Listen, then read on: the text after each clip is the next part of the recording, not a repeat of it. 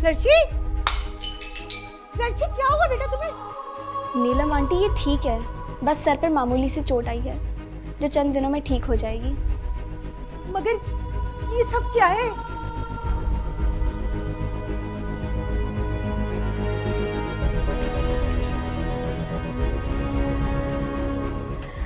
Aunty मेरा ख्याल है जर्शी बाजी को किसी साइकियाट्रिस्ट को दिखाने की ज़रूरत है। क्या? आप परेशान मत हो प्लीज़। जर्शी, जर्शी बेटा, क्या हुआ तुम्हें? क्या हुआ इसे? कुछ नहीं पापा, बस जरा सी चोट है, जल्दी ठीक हो जाएगी। जर्शी, जर्शी, जर्शी बेटा क्या हुआ? आंखें खोलो। Jersey, Jersey, Jersey. आखिर ऐसा क्या हुआ था कि छोटी सी चोट की वजह से जर्शी को नफ्सियात के डॉक्टर के पास ले जाने की बातें हो रही थी? क्या बज़ाहिर नजर आने वाली छोटी सी चोट किसी अंदरूनी चोट की मरहून मिन्नत थी, या फिर वाकई जर्शी अपने हवास खो बैठी थी? यही है हमारे आज के सवाल और इनका जवाब है हमारी आज की कहानी में। मैं हूँ सुहेल समीर। तो आइए चलकर देखते हैं कि आखिर मुआजरा है क्या। बाबा आप मुझसे स्काइप पर बात क्यों नहीं करते? क्या बताऊं बेटा, बस ये समझो कि तुम्हारी आवाज़ सुन के ही सुकून मिल जाता। आप मुझसे कुछ छुपा रहे हैं बाबा। बेटा मैं भला तुमसे क्या छुपाऊंगा? मैं पिछले एक हफ्ते से नोट कर रही हूँ, मम्मा भी मुझसे बात नहीं करती, आप भी सिंपल कॉल करते हैं। ऐसा पहले तो कभी नहीं हुआ। बस यूं समझो कि जब तुम्हारा कोर्स मुकम्मल हो जाएगा तो तुम्हें सब पता चल जाएगा। बाबा प्लीज, मैं पहले ही आपसे इतना दूर रह के बहुत ज्यादा परेशान हूँ, आप मुझे और परेशान मत करें। देखो बेटा, हर बात हर किसी से शेयर नहीं की जाती, बस यही समझो कि इसी में हमारी बेहतरी। और ये फाकिर मेरा फोन क्यों नहीं उठाता? उसका सेल नंबर भी बन जा रहा है और एफबी भी। देखो बेटा, मैं नहीं चाहता था कि तुम्हें ये खबर दूं, लेकिन अब लगता है कि तुमसे कोई बात नहीं छुपा सकूंगा। कैसी खबर? बेटा, तुम्हारा भाई फाकिर अब इस दुनिया में नहीं रहा तुम्हारा। क्या? हाँ बेटा, मैंने बहुत कोशिश की कि तुम्हें ये बात पता ना चले, लेकिन अब ये बात तुमसे छुप नहीं सकेगी। Hello hello hello.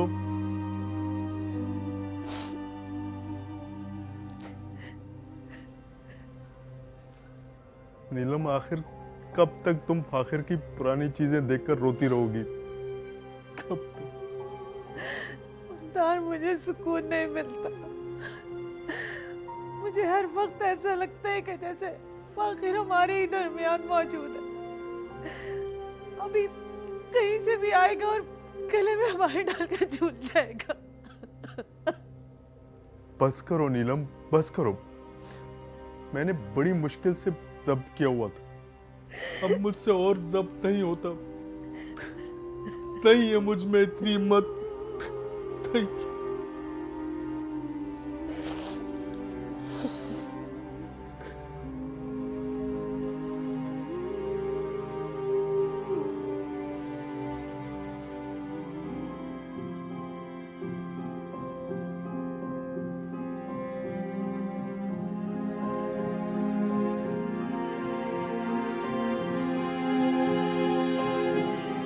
सुने, आपने जर्शी को दोबारा कॉल की?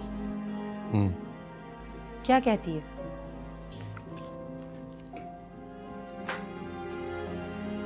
नीलम, तुम तो अच्छी तरीके से जानती हो कि जर्शी शायद हम दोनों से ज्यादा मोहब्बत करती है अपने भाई से।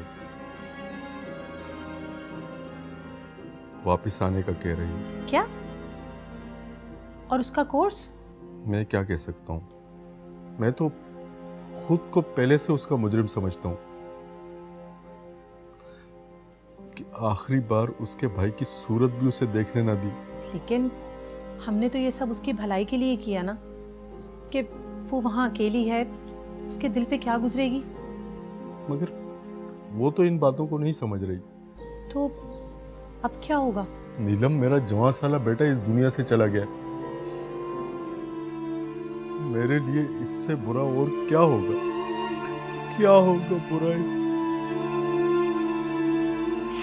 देखें, आप हिम्मत करें, आप जर्शी को कॉल करें, उसे समझाएं मुझे पूरा यकीन है कि वो आपकी बात ज़रूर मानेगी। ठीक है, तुम कहती हो तो मैं कोशिश कर लेता हूँ, लेकिन मुझे लगता है कि वो किसी सूरत नहीं मानेगी। मगर इस तरह तो उसका बहुत नुकसान होगा।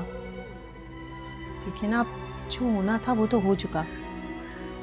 अब वो यहाँ आके क्या करेगी सिवाय इसके कि खुद भी रोएगी और हमें भी रुलाएगी। बदनसीबी जब किसी घर में डेरे डाल ले तो फिर कोई भी कुछ नहीं कर सकता सिवाय तमाशा देखने के। आपके मुंह से ऐसी मायूसी की बातें अच्छी नहीं लगती। जिस बूढ़े बाप की कमर ही टूट जाए, जिसका बाजू कट जाए, वो हालात के रहमो करम पर रहने के अलावा और कर ही क्या सकता है। नहीं नहीं, मैं जानती हूँ कि आप में मुझसे ज़्यादा हिम्मत है। बस दुआ करो कि मैं खुद पर काबू पा सकूं। इंशाल्लाह इंशाल्लाह।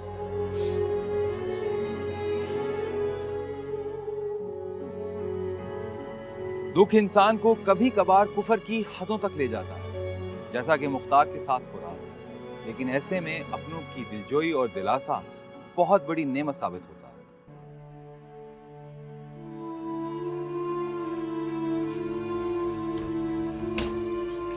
सुने, वो अब्दुल हकीम भाई और जूबी आए हैं।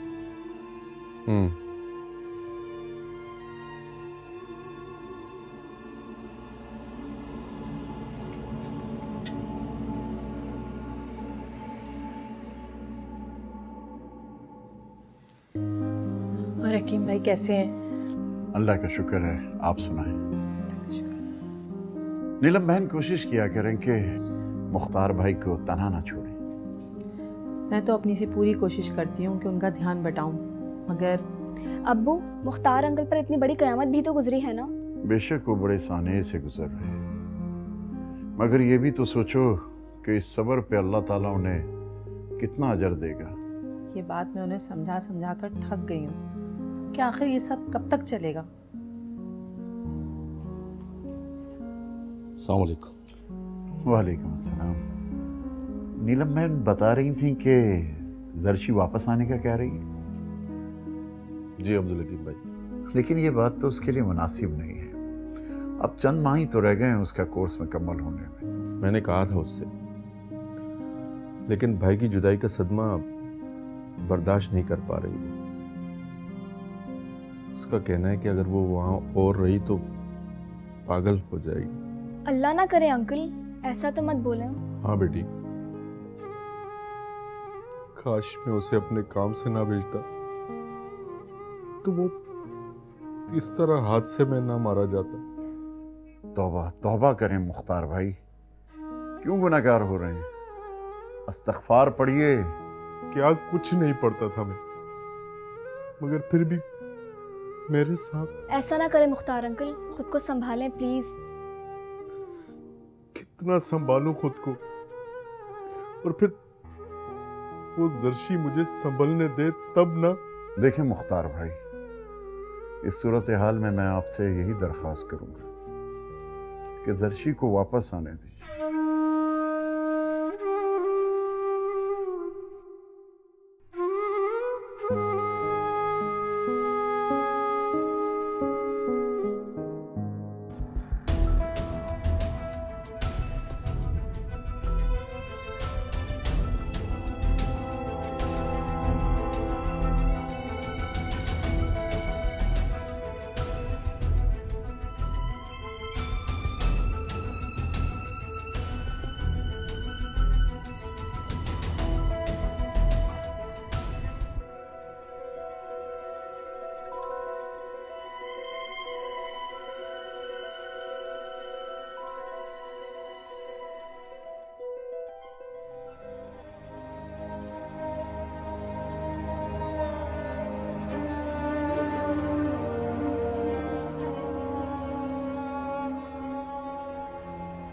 जर्शी,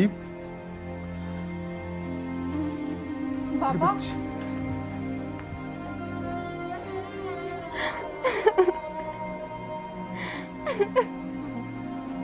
बाबा ये क्या हो गया?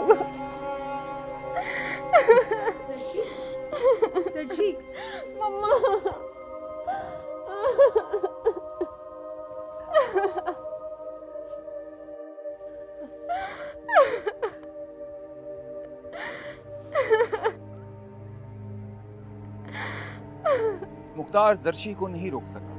जो इरादे जर्शी लेकर आई थी, क्या उसे कोई रोक पाएगा?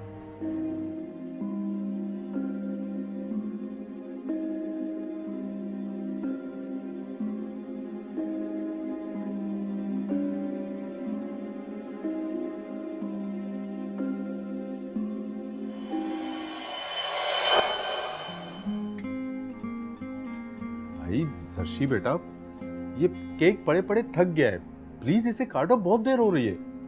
बस बाबा 5 मिनट और। तुम्हारे ये 5 मिनट ना पिछले 2 घंटे से खत्म नहीं हो रहे। और वो नालायक फाखिर जो है ना, उसे तो शायद याद भी ना हो कि आज तुम्हारी सालगिरह है। सवाल ही नहीं पैदा होता।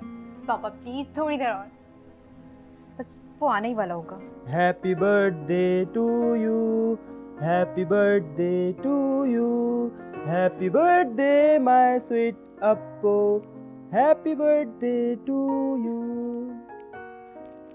ये कोई टाइम आने का? इसको तो छोड़ दे, टूट जाएगा बेचारा।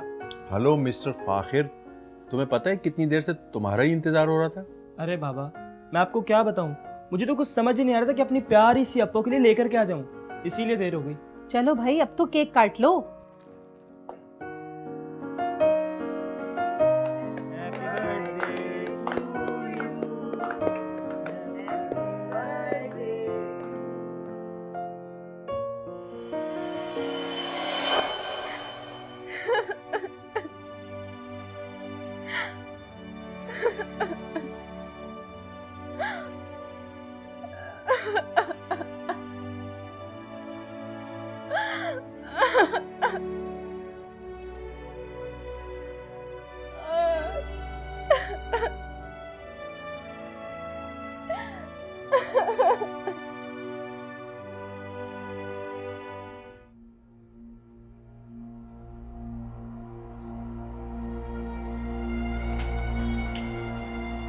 सरशी, कहाँ जा रही हो? मैं खाना लगा रही हूँ। फाखिर के कमरे में। देखो बेटा, हम पहले ही इस दुख से निकलने की बहुत कोशिश कर रहे हैं, तुम हमारी मदद करो। अगर तुम ऐसा करोगी तो तुम्हारे पापा तो पहले ही। मम्मा मैं आपको कैसे बताऊं, फाखिर की सूरत मेरी आंखों से ओझल ही नहीं हो रही। बस मैं उससे एक बार मिलना चाहती हूँ, उससे बात करना चाहती हूँ। अब ये कैसे हो सकता है बेटा? मैं कर सकती हूँ। देखो बेटा, तुम लंबे सफर से आई हो, तुम्हें आराम की जरूरत है। आपको क्या लगता है मैं पागल हो गई हूँ? मैं ये करके दिखा दूंगी, बस मुझे एक बार कमरे में जाना है।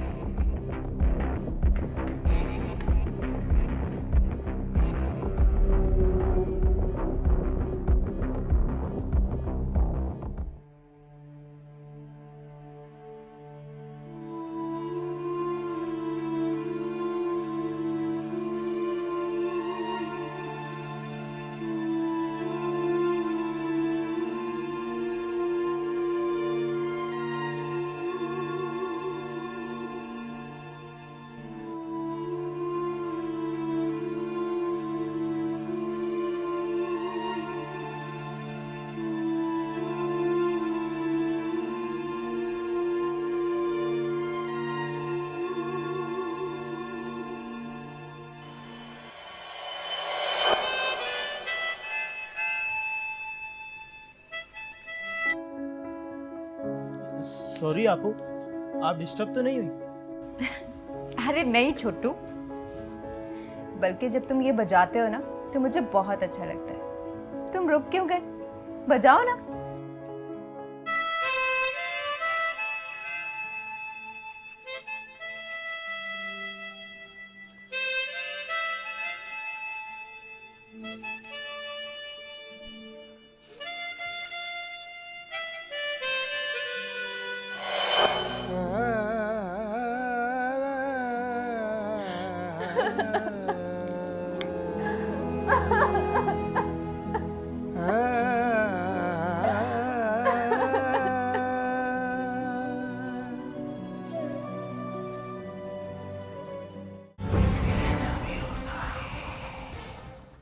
जर्शी बाजी, आपको मेरे बजाय अंकल आंटी को यहाँ लेकर आना चाहिए था, ये उनका भी दिल बहल जाता। मैं तुम्हें यहाँ इसलिए लेकर आई हूँ क्योंकि हम वो सामने वाले दरख्त से कुछ फूल तोड़ेंगे और फाकिर की कब्र पर जाएंगे, क्योंकि ये फूल बहुत ख़ास हैं। हम दोनों? हाँ, क्यों? नहीं, मेरा मतलब है लड़कियों को वहाँ नहीं जाना चाहिए। मैं इन बातों को नहीं मानती। मुझे फाकिर की कब्र की थोड़ी सी मिट्टी चाहिए। मिट्टी? लेकिन वो क्यों? मैं उसकी रूह को बुलवाकर उससे बातें करूँगी। बाजी, आप कैसी बातें कर रही हैं? इसमें क्या बुराई है? सोच लें, बल्कि मैं तो कहती हूँ पहले किसी आलिम दीन से पूछ लें। भाई मेरा गया है, लेकिन तुम ये बताओ कि तुम मेरे साथ चल रही हो या नहीं।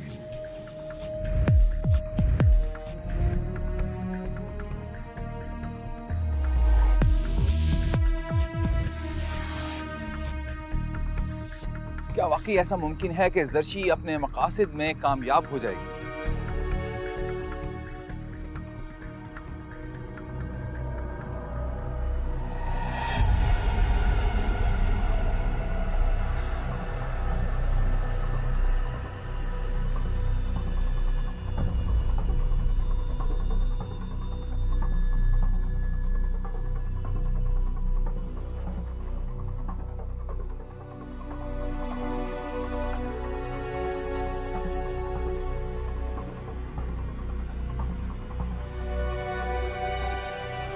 जर्शी अपनी मोहब्बत के हाथों मजबूर होकर जो कर रही थी, क्या वो बिल्कुल ठीक था?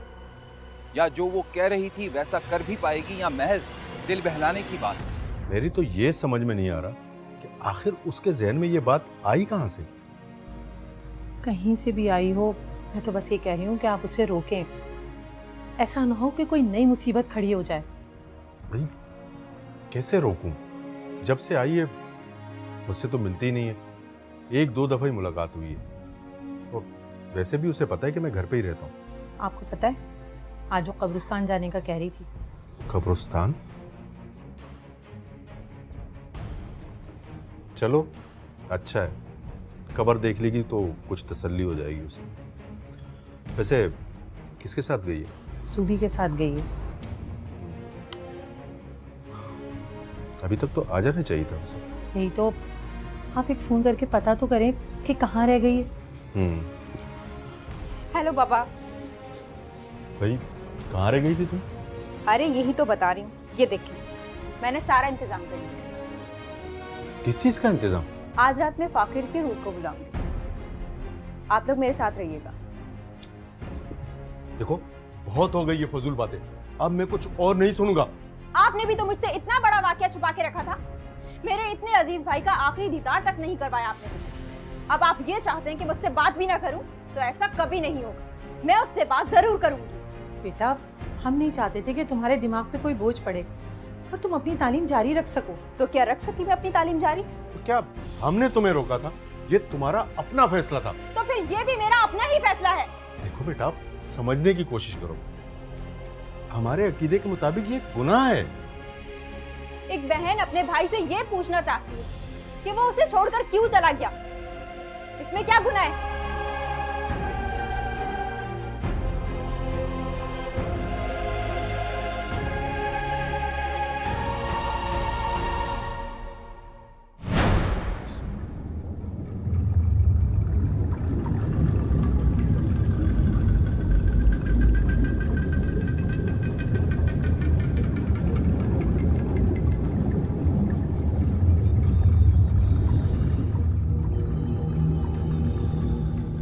फाखिर, फाखिर,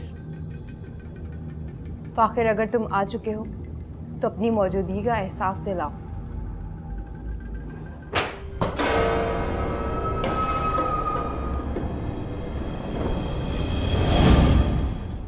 बाबा, फाखिर आ चुका है।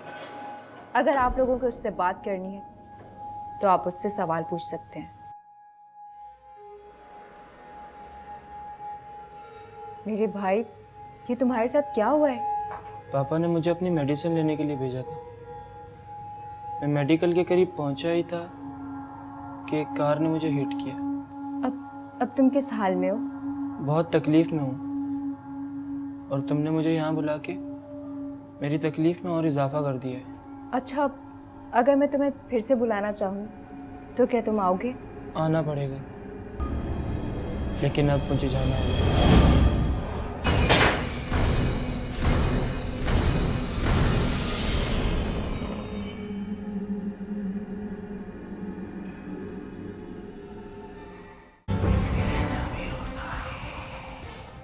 फाखिर जर्शी की जिंदगी में दोबारा आ गया था। क्या ऐसा ही रहेगा? क्या नीलम और मुख्तार की परेशानियां कुछ कम होंगी? आंटी को बुखार अभी भी है। तो बेटा, क्या तुम्हारी आंटी को हॉस्पिटल ले जाना पड़ेगा? अरे नहीं अंकल, इसकी ज़रूरत नहीं है। बल्कि जैसा आपने बताया है उससे तो साफ यही जाहिर होता है कि डर की वजह से आंटी को बुखार हो गया, तो जल्द ही उतर जाएगा।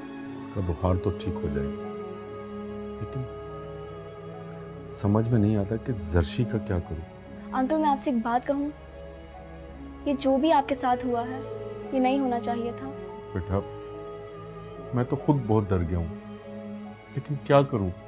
जर्शी को कैसे समझाऊं? और वो समझना भी नहीं चाहती।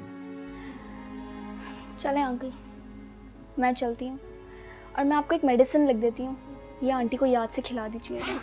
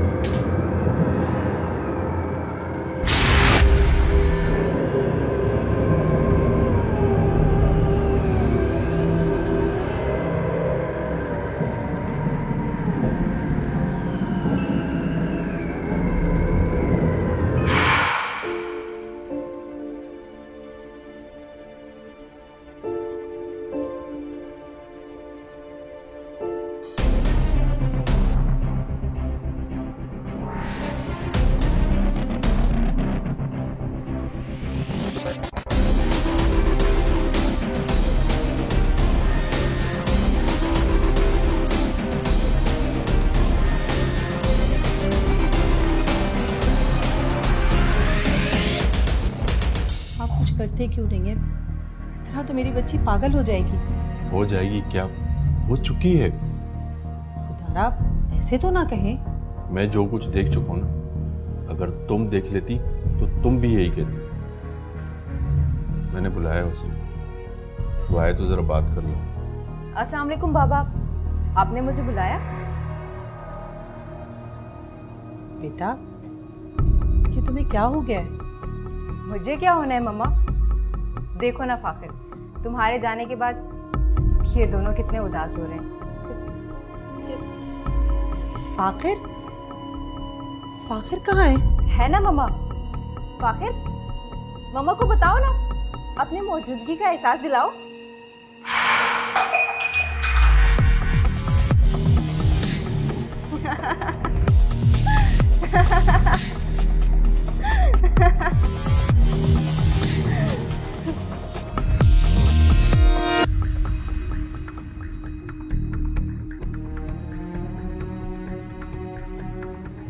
अब्दुल हकीम भाई, मैं हर वक्त डरी रहती हूँ।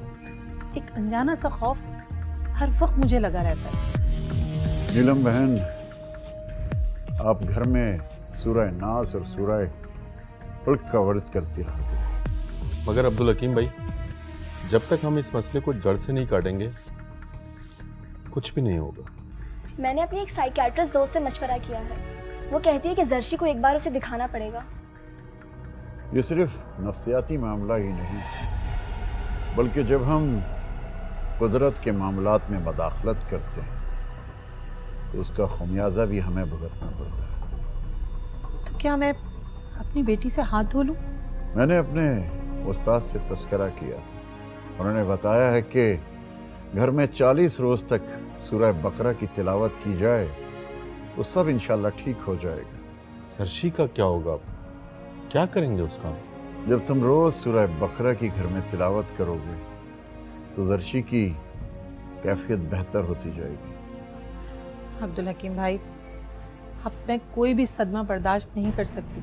आंटी आप बिल्कुल बेफिक्र रहें। अब्बू अभी भी जर्शी बाजी के लिए कुछ पढ़ रहे हैं।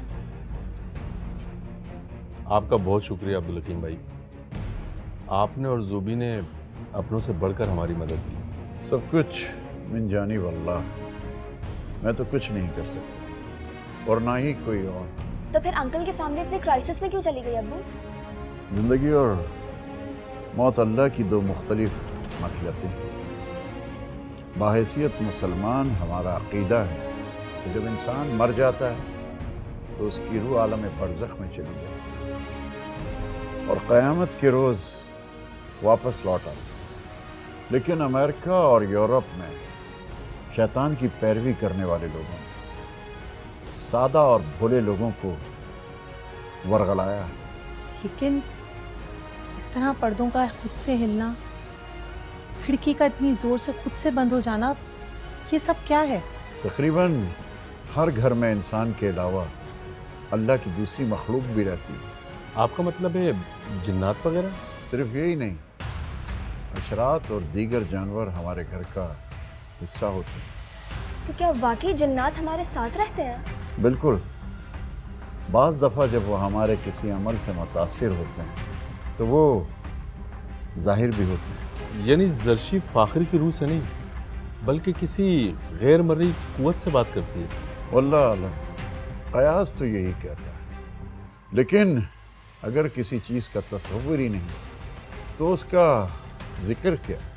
खुदा का शुक्र है कि आप जैसा एक बाअमल शख्स हमारे साथ है, वरना तो हम। नीलम बहन, मैंने आपको पहले भी कहा कि अल्लाह पाक की ज़ात आपकी हिफाजत करेगी। बस आप लोग नमाज की पाबंदी करें और पढ़ाई जारी रखें। बहुत शुक्रिया अब्दुल हकीम भाई, आपके आने से हमें बहुत हौसला मिला।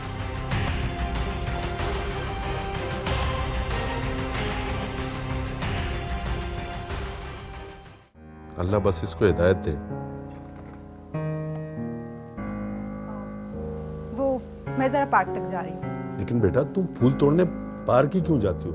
खरीद लिया करो। क्योंकि ये अमल खुद के तोड़े हुए फूलों से ही हो सकता है। लेकिन बेटा ऐसा नहीं हो सकता कि तुम ये सब कुछ छोड़ दो। खुदा के लिए मम्मा, इतनी मुश्किल से तो मेरा भाई मुझे वापस मिला है, आप उसे मुझसे फिर से जुदा करना चाहती हैं? मगर वो भाई अब्दुल हकीम तो कह रहे थे कि। सॉरी बाबा, मैंने अमेरिका में कितने लोगों को ये सब करते हुए देखा है, उन्हें तो कुछ भी नहीं हुआ।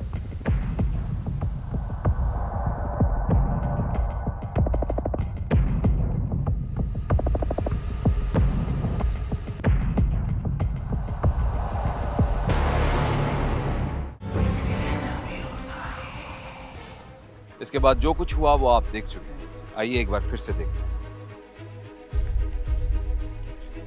जर्शी, जर्शी क्या हुआ बेटा तुम्हें? नीलम आंटी ये ठीक है, बस सर पर मामूली सी चोट आई है जो चंद दिनों में ठीक हो जाएगी। मगर ये सब क्या है?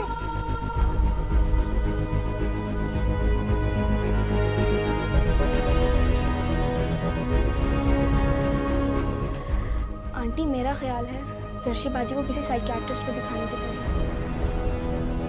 क्या? आप परेशान मत हो प्लीज। जर्शी, जर्शी बेटा क्या हुआ तुम्हें? क्या हुआ इसे? कुछ नहीं पापा, बस जरा सी चोट है, जल्दी ठीक हो जाएगी। जर्शी, जर्शी, जर्शी बेटा क्या हुआ? आंखें खोलो। Jersey, Jersey, Jersey.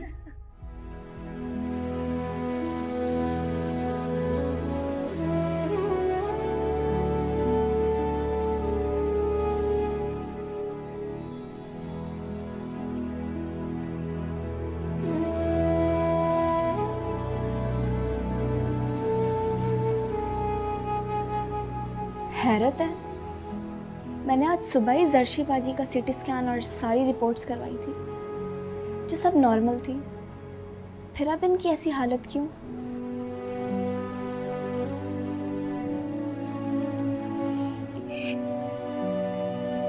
मैंने कहा था ना कि ये मामला कुछ और है। अब्दुल हकीम भाई, मेरी बच्ची। नीलम बहन, परेशान ना हो, अल्लाह ने चाहा तो ये जल्द ठीक हो जाएगी इंशाअल्लाह।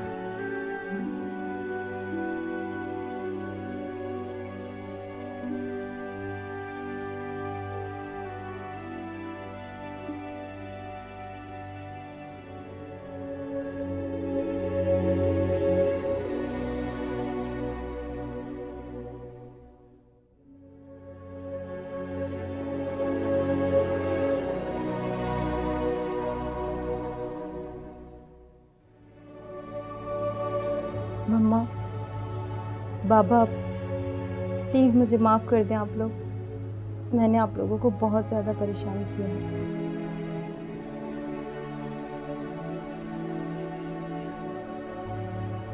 अल्लाह के कामों में मुझे मदाखलत नहीं करनी चाहिए थी। शायद उसी बात की मुझे सज़ा मिली है।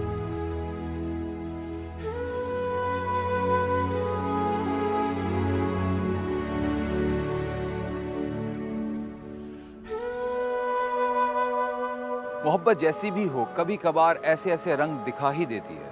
लेकिन एक बात तय है, इंसान इंसान की मोहब्बत में जब कुदरत से टकराने की कोशिश करता है तो कभी कभी